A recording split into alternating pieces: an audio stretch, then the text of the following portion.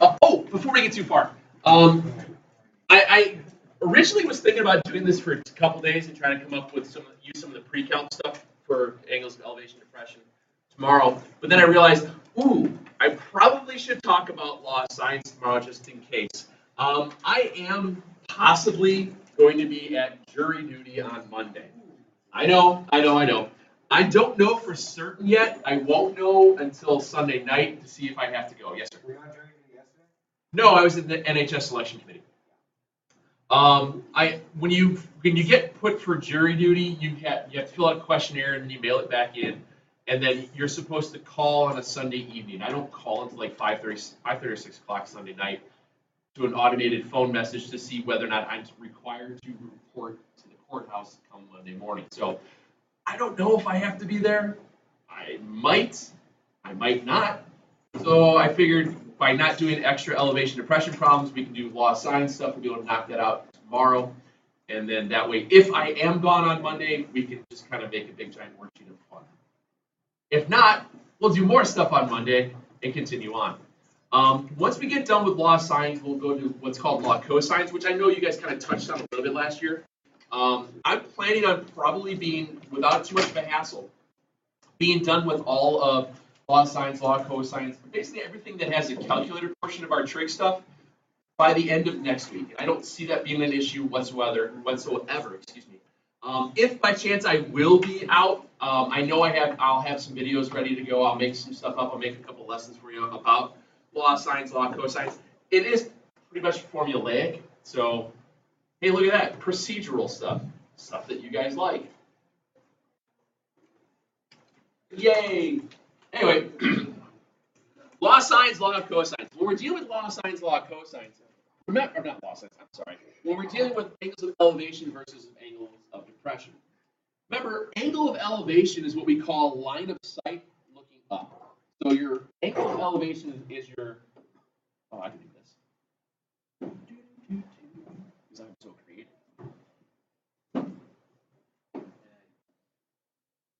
It's the line of sight, what your eyeballs are at, looking up. Here's the ground. That angle of elevation is when you're looking up towards an object. The angle of depression, then, is basically the same thing, but instead of looking up, it is looking down. So when you're dealing with angles, what we call this line of sight. This line of sight stuff creates parallel lines.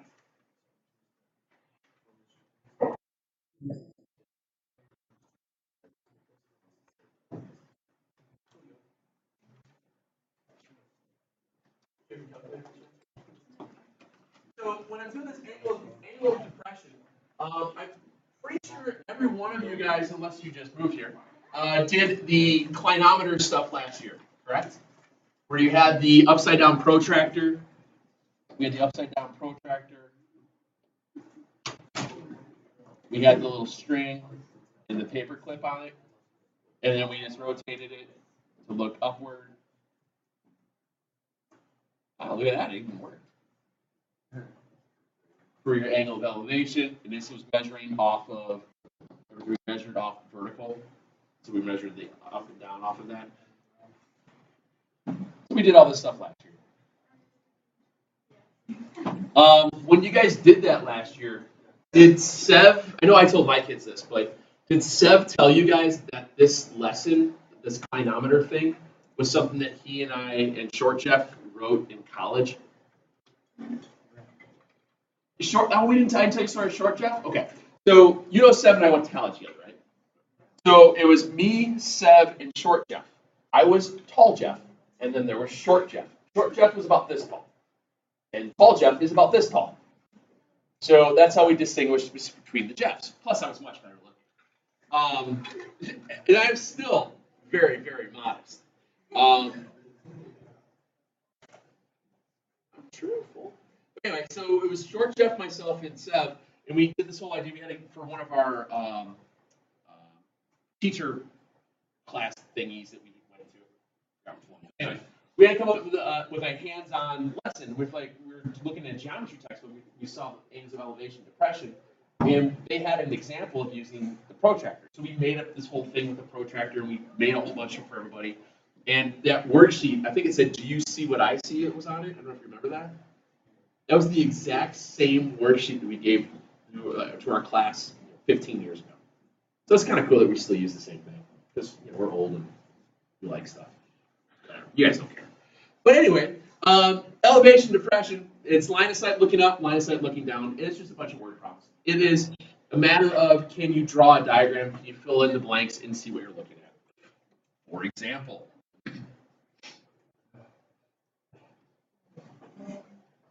just want to move this. There.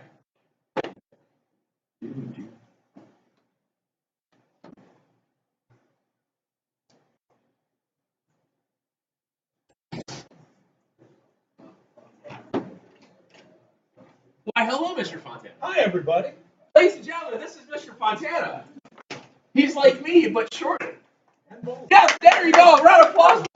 Hey, Devin, can you see Mr. Fontana? Where's Devin? Hi. I just came by to say your little sister's downstairs. There's a petting zoo. Did you guys know? Because we have to talk about angles of elevation and depression. Yeah. Speaking of depression. He's got by himself. Speaking of depression. Yeah. Hi. What are we doing? Ski run? We're doing a ski run that's with a vertical drop. 1,000 yards. Okay. Yeah, it's fine. Have fun with that, kids. Okay, I'll go now. Bye. See you, Mr. Fontana.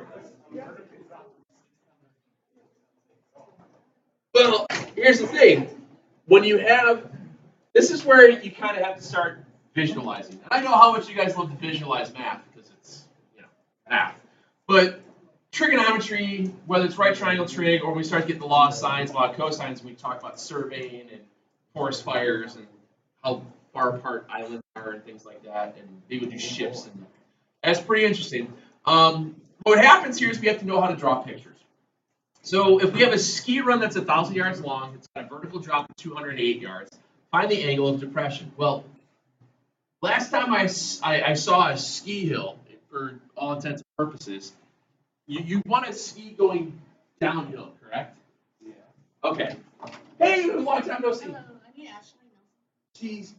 Oh, you're in trouble. You're the worst. Devin, Uncle Ashley. Never mind. So let's do this. If we have a ski run, we have to have a what? A skier. Ah.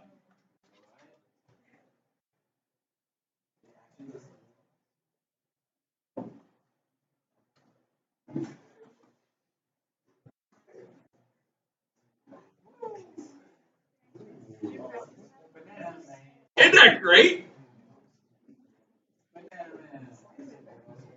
He's got a scarf, and he's going downhill with the scarf. His arms, he's doing the whole arm thing. He's got the ski poles behind him. So he's, oh, helps fight. It's not the crappiest drawing ever. Why are you so mean to me? So here's your skier. And skiers go what direction? Do they go down the hill? Or do they fall off the vertical drop and die? They go, ah! Oh, lost the skier. There he is. Or it's a ski jump.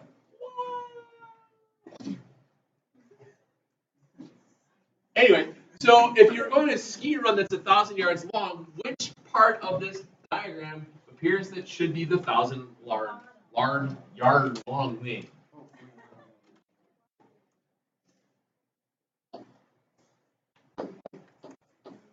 There's your 1,000. If you're going down a ski hill, you got to remember you're going down that line. like right going down the slide, right? You have to go down the 12-foot slide. The slide is 12 feet long. The vertical distance that it drops would be, I don't know, which one? The vertical one. And that was what? I forgot. 208. That's 216. It's close enough. So if that one's 208, if we have to figure out what the angle of depression is, remember, the angle of depression, let me move my skier out of the way for a second. Angle of depression is line of sight looking down. Line of sight looking down will always be parallel to line of sight looking up. So if we're talking about this horizontal distance versus the line of sight that I'm just kind of imaginary from the top of the hill, that makes these two parts parallel. You okay with that? Which means if this is my line of sight down, this is my line of sight up. Those two angles will always be congruent. Angles of elevation and angles of depression are the same angles. They're just either on the outside of the triangle or on the inside of the triangle. Real easy way to remember how this works is if you took a, remember how you make a Z? Alternate interior. If you draw a Z or however way it's going, they're always going to be the ones that create the angle.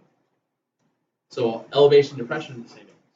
So if I'm down here and I got to figure out what this angle is, what trig function allows me to find an angle if I'm looking at an opposite and a hypotenuse? Sine. Sine is the angle that uses opposite and hypotenuse. So I have the sine of something is the opposite over hypotenuse. And like we talked about before, in order to solve for the angle, that's the only time you have to press the inverse button. That is the one that says sine -1, cosine -1, tangent -1. Now, also, before you start pressing buttons, always double check, make sure your mode is in which setting? Degree bit. Yeah. So my angle will be the inverse sine. Sir.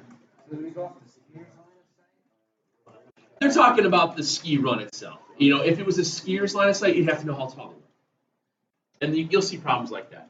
We get into some more of the little crazy ones here and there because you're talking about when you go up so far off a vertical, then you have another angle of elevation versus a depression. You can figure out what your two values wind up being different.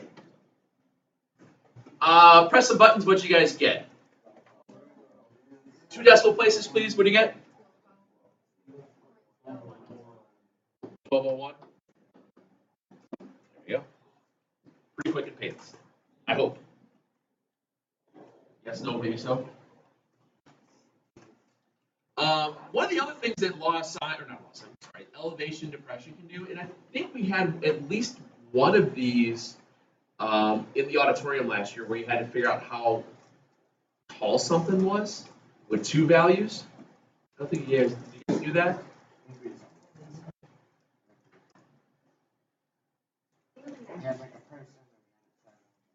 Yeah, it was something weird like that. Let me try to see if we can draw this. Let's say you've got a remote desert island.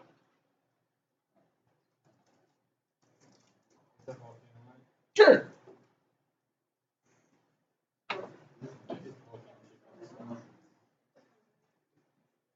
There's a couple little palm trees. So there is a remote desert island with a very short volcano or a very tall single tree.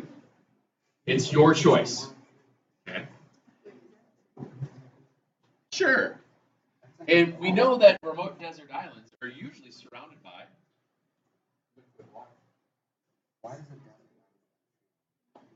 deserted island.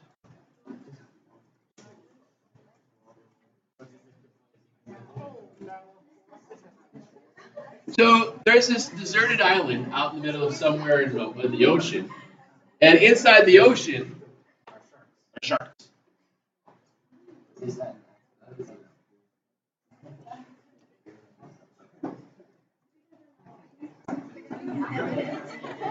It's a giant shark.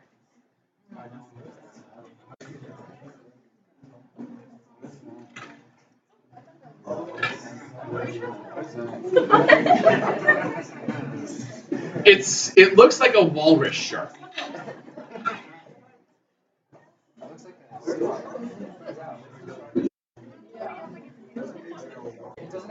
Okay, fine, I get it. It should be smaller. There. Big squid, you'd be fine.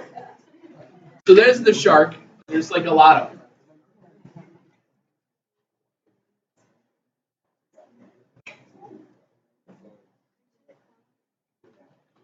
See, there's a colony of sharks around this. So that's why it's a deserted island, because nobody wants to go there because of all the sharks.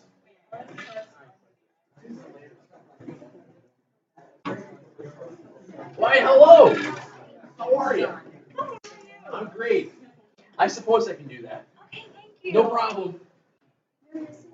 I spent Trace. Not Ghost, but Trace. Anyway, so we'll make sure, let's put our shark back out under the water more here. Feel better, except for this lonely shark. So anyway, here's what happened. This shark peed in the water, so that's why they all went there.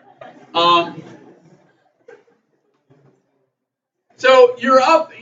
You have nothing better to do because you're out there investigating out in the middle of the ocean. You want to say, I wonder how long, how wide is that island? So you want to figure out how wide that island is. So in order for you to be able to figure out how wide that island is, you had to be in a helicopter.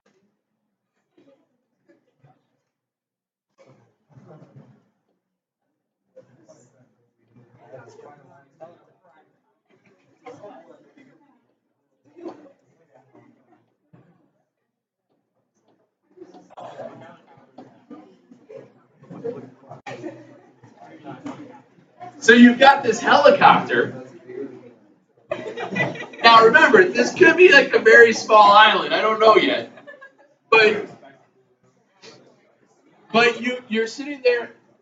You're acting really cool, like the door's open, and you decided to stand there on the ledge of the helicopter. Your mom.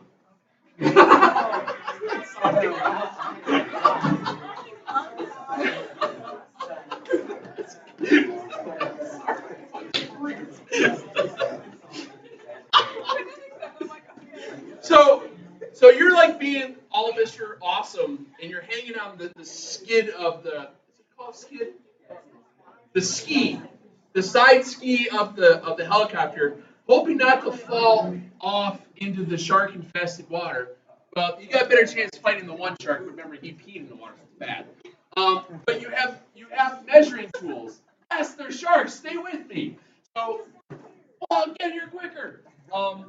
You have on your helicopter what's called an altimeter. You know what that is? Ding, ding, ding, ding, ding, ding, ding, ding. So you are on this helicopter. Oh, don't let the helicopter fly without you. You are on this helicopter. You are on this helicopter hovering above the island. So let's say we have this height above the island. We'll say it's 1,000 feet. Why not? So you're 1,000 feet above the island. Huh? Why are you even questioning this?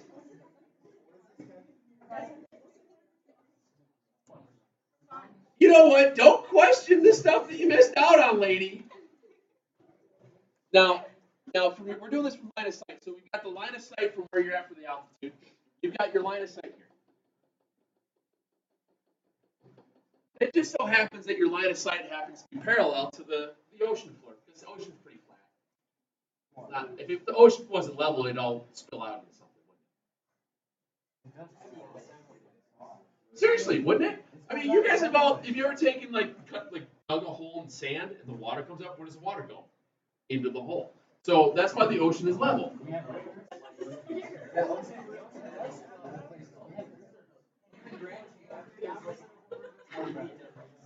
anyway, so you've got these.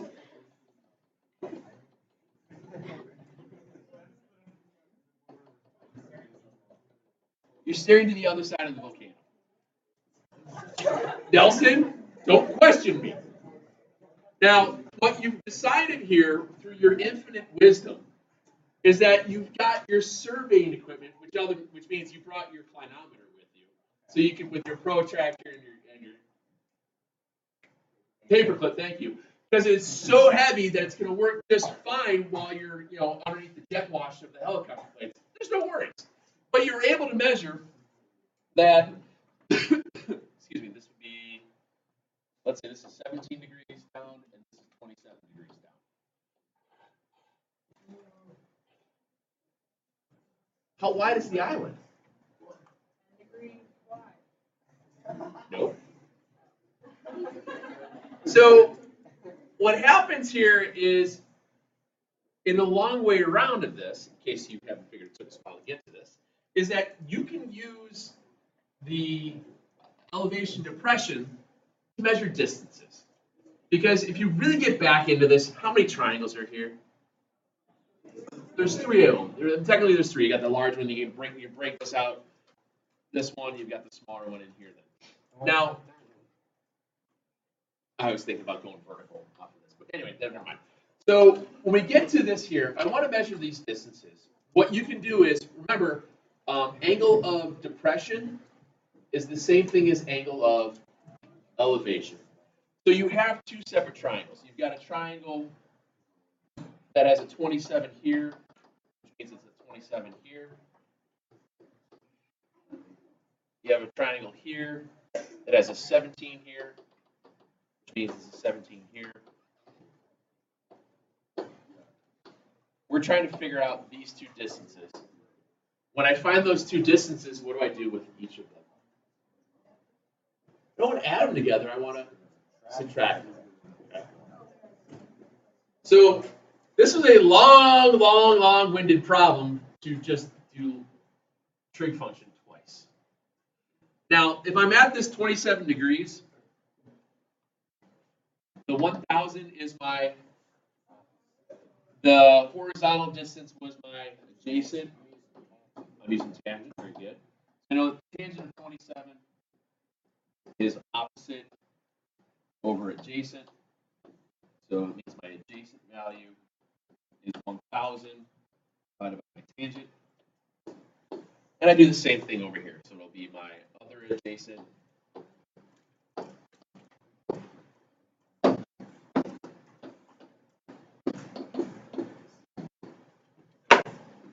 And if I'm not mistaken,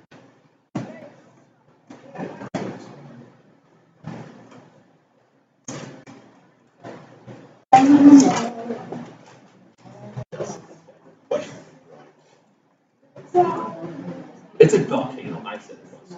It's not. It's my drawing for the children.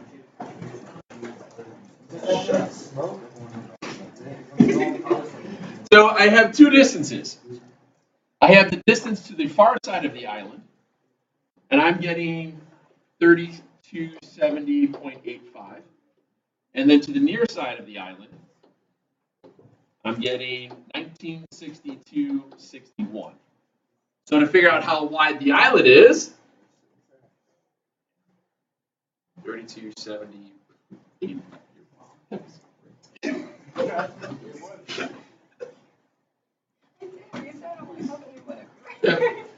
Well, by the way, my mom does have her pilot's license, so there.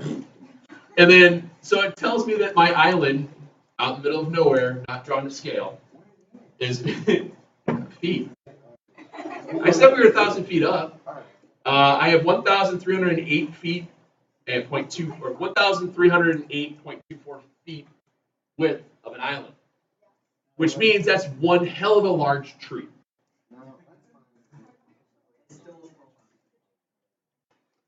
I got the 2 triangles from this. If you go back and look here, I've got my opposite, adjacent, hypotenuse. Then if I go to the other one, opposite, adjacent, hypotenuse. I just made them up. Whenever we have line of sight down is the same as line of sight up. So this was that 17 there, which means this is 17 here. Same thing. If this was brought to here, if this coming to here was 27, that means this is 27. Because parallel lines, those two are transversals. Remember, those are transversals. Yeah. Okay. Stuff like that, you're going to be given it. It's just, it was a horribly badly drawn, awesome picture of greatness. I should print that one. I should make. You know what? I feel bad now that I think about it. I just literally used the picture of this problem for first hour. And I didn't give them a really great example, so they can, which they're not going to. But yeah, this is a great picture. You have water. Why wouldn't you have sharks? Yes, ma'am. These down here.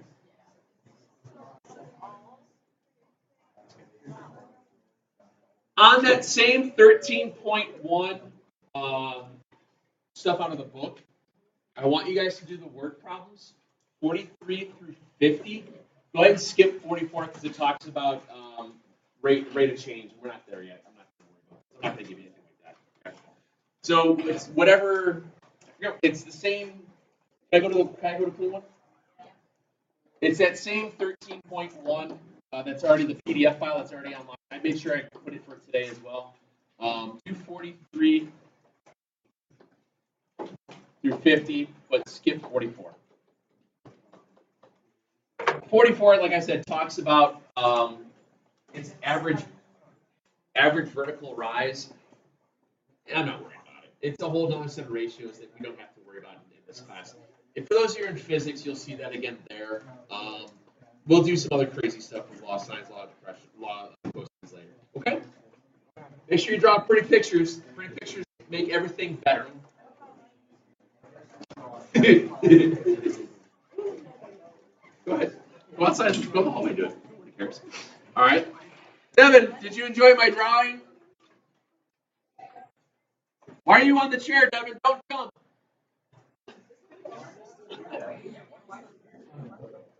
Oh, have they not let you guys leave yet? Oh, is that still going on? Do you know how long that's going to be? No, there's like a standoff or something on First Street, right by Rosette right now. Like people, somebody's in, like there's, what is it? I couldn't hear you.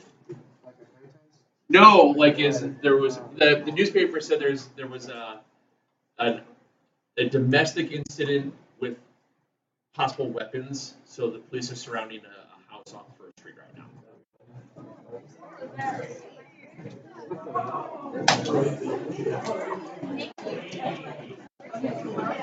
On the calendar. It is.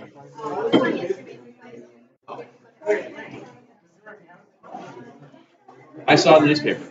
They said First Street's closed because of a domestic thing from the police.